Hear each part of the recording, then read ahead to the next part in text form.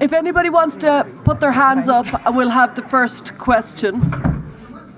If you want to put your hand up, maybe the first question should be directed maybe at Sue, and we'll have... Oh, is it not? Okay, maybe the first question, we'll get to you after. Yeah, Malcolm has a question for Sue. Joe, hang on, I'll just get you the mic. The mic's not live yet. That last 4 minutes, Sue, I was hoping what you were going to do is relate all the stuff you were talking about, treatment of gender dysphoria, back to your little sort of idiot's guide to psychoanalysis with cutting off and Klein and all the rest of it. You said you were going to go back to that, and I wondered what was the connection, or how do we link the two? Yeah, good. Okay, so probably I didn't, there was not enough clarity in what I was talking about, because I think that what I was trying to explain in the same way that idea of in early life our defences are kind of protecting us and sort of getting rid of stuff, and that was the link that I was trying to make, was the way in which I described when I think kids get to a point in their lives, so not necessarily adolescents, or even adults actually, this happens to all of us sometimes, that you get to a point in a life where the stress is, where the pressure is too much to take. So either then you have to increase that sort of splitting off and getting rid of something, and sometimes that even goes into action, which I think is where the link between the body and the mind comes in, because I think what then occurs is that sort of an idea that if you get rid of something concrete in the body, you might dispense with something from the mind. But I do think it's important, and that's why I say the link with any kind of mental health work that I've experienced is that I think that's often what happens. We develop a kind of symptom, whether it's a worry about germs or it's an obsession with, our weight or our gender. You see, I think we develop those symptoms, but it's like the mind trying to protect itself in one way. So you sort of, and that's what was so well described yesterday by the panels. That feeling of being safe and feeling that you've got all. You said, didn't you, Helen? All the answers. You felt you had all the answers, and you could tell your mum and dad, that you knew it all, and it's sort of a protector, isn't it? In a way, it's a defence. But the difficulty is often our defences, if they become extreme, that if in the end you can't, if you like a tidy house, that's quite nice. Please marry me. But if every moment of your waking life is consumed with thinking about germs and tidiness, that's not going to be helpful to a life. So, and that's why I say I think we all have to find our places where we accommodate our difficulties. But to be constantly in a split-off, schizoid state of mind is not helpful to mental health. Does that make sense? Great. Thanks for bringing me back there. We'll have the next question from Kate. And don't forget to introduce yourselves if you can. Yeah. Hi, and this is more for Stephanie. I'm Kate from California, and I'm a librarian. And so I come from a land of book bans and a lot of strife around the books that you're talking about. And as I listen to you from a liberal lens, I hear sexism in the books, and I understand all the nuances around that. But what I see going on in the States is this conservative versus liberal divide. Conservatives often come with there may be a religious mindset to it, but regardless, their approach as they come to talk about these books is that they're immoral. And so that is very hard for American liberals to hear. They see it as anti-trans. The books are immoral. It's not that they're sexist. It's not that they're anti-women. It's that they are immoral. And so an instinct in the US that I've seen here, and I want to be cautious about what comes over to the UK and to Ireland, is this instinct to try to ban the books. Because there's both this feeling that if we just got rid of the books, then the ideas would go away. And that is simply not true. They have to be addressed. And so I wonder what your ideas are around that, because this is endemic in society now, and simply getting rid of the books will not make these beliefs disappear.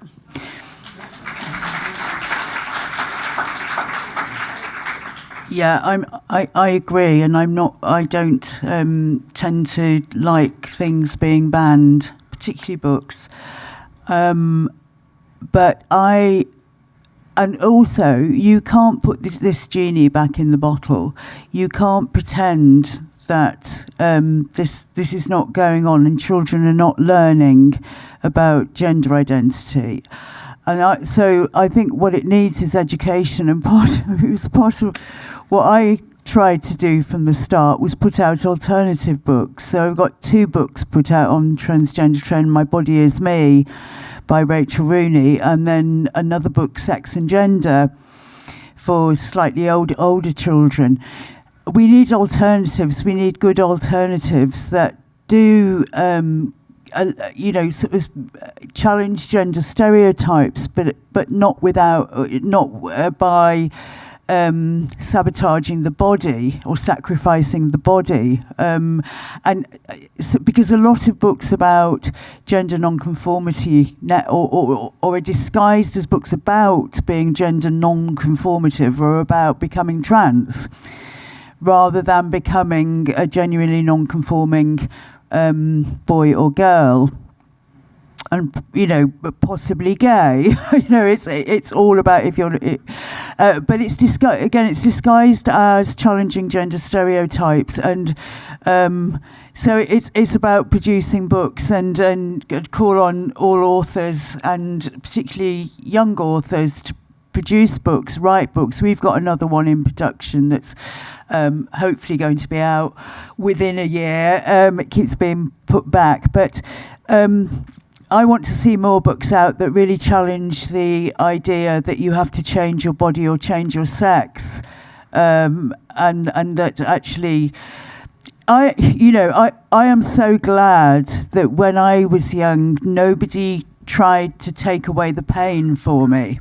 I am so glad that I was allowed to grow up and go through that pain, and it was really, I mean when I think about my 20s, it was awful. I had bulimia, I had, all sorts. It was a real long struggle for me, but I don't regret it, and I'm so protective of my right to go through that and come out the other side, battle weary and worn a bit, but that was my experience to have, and when we talk about the sort of irreversible medical effects, I think there's also you're taking away children's alternative story, and so sometimes it's for a short time, sometimes it's for years and years, and sometimes it will have the medical on top of it. But what story would you have had if you were allowed to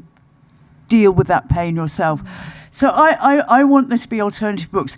I want there to be a really open discussion about this in schools, about education, about critical thinking, about examining this idea, examining other ideas about sex and gender, and not leaving it up to children to work these things out for themselves. We're adults, teachers are the adults.